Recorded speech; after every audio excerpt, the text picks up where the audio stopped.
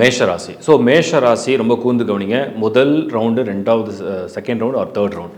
இப்போ மேஷ ராசியுடைய மனநிலை அப்படிங்கிறத நிறைய பேர் என்கிட்ட ஷேர் பண்ணதால நான் சொல்கிறேன். ஒரு ஸ்ட்ரெஸ் இருக்குது, ஃபேமிலி லைஃப்லேயும் வந்து ஒரு ப்ரெஷர் இருக்குது, ஒர்க்கில் குறிப்பாக மாறலாமா வேண்டாமா, ஒரு டைனமா, ஒரு ஐடியா குழப்பம் இருக்குது, ஒரு கன்ஃபியூஷன் இருக்குது, ஒரு ஸ்ட்ரெஸ் இருக்குது, ஒரு மன அழுத்தமாக இருக்குது. இந்த மாதிரி நிறைய பேர் மேஷ ராசியை ஷேர் பண்ணதுனால ஏதாவது ஒரு ரெமெடி வேணும், we want some remedy to do. அது என்ன பண்ணலாம்? ரொம்ப சிம்பிளுங்க. லாஜிக்கலாக நீங்கள் திங்க் பண்ணிங்கன்னா புரிஞ்சலாம். மேஷம் தான் முதல் ராசி. முதல் ராசின்னு என்ன தெரியுமா? தலை, ஹெட். மேஷத்துக்கு வந்து எங்கே மைனஸ் அப்படின்னு கேட்டால் தலை, மூளை. ஹெட் எப்படின்னா என்னென்னா ஈகோ, டென்ஷன், நான் அப்படிங்கிற எண்ணத்தை அப்படியே கொடுத்துக்கிட்டே இருக்கும். இப்போ என்ன பண்ணால் எளிமையாக இந்த வேலையில் இருக்கிற ப்ரெஷர், வேலையில் இருக்கிற டென்ஷன், ஒரு வேலை மாறணும், இல்லை உங்களோட லைஃப்பில் முக்கியமான ஒரு விஷயத்துக்காக முயற்சி பண்ணுறீங்க, ஆனால் அது ஒரு மாதிரி ஒரு ஸ்ட்ரெஸ்ஸாக இருக்குது, ஒரு மாதிரி ஒரு குழப்பமாக இருக்குது, ஒரு மாதிரி ஒரு டவுனாக இருக்குது, ஃபேமிலி லைஃப்லையும் சில குழப்பங்கள் இருக்குது, ஹெல்த்லேயும் கொஞ்சம் ஒரு மாதிரி ஒரு சிரமமாக இருக்குது. என்ன பண்ணலாம்? ரொம்ப சிம்பிள்.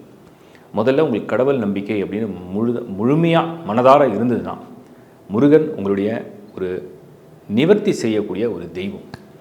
பல பிரச்சனை உங்களுக்கு இருக்கலாம், மன ரீதியாக இருக்கலாம், உடல் ரீதியாக இருக்கலாம், சூழ்நிலை ரீதியாக இருக்கலாம், ஏதோ ஒரு பொருளாதார ரீதியாக கூட இருக்கலாம், பல பிரச்சனை உங்களுக்கு இருக்கலாம். பட் ஏன் நான் வந்து முருகன் அப்படின்னு வந்து ஒரு தெய்வத்தை வணங்க சொல்கிறேன் அப்படின்னா, மேஷத்துக்கு அதிபதி செவ்வாய். மேஷத்துக்கு அதிபதி செவ்வாய், அந்த செவ்வாயுடைய அதி தேவதை வந்து முருகன். இன்னொன்று 7.5 சனியில் சனி வந்து உங்களுக்கு 12ஆம் இடம். 12ஆம் இடம்னா என்னென்னா, நீங்கள் என்ன முயற்சி பண்ணாலும், நீங்கள் எங்கே போனாலும் அதை வந்து பிடிச்சி இழுத்து தடுத்து நிறுத்தி ஒரு மாதிரி உங்களை குழப்பம் பண்ணுறது தான் அதோடைய வேலை.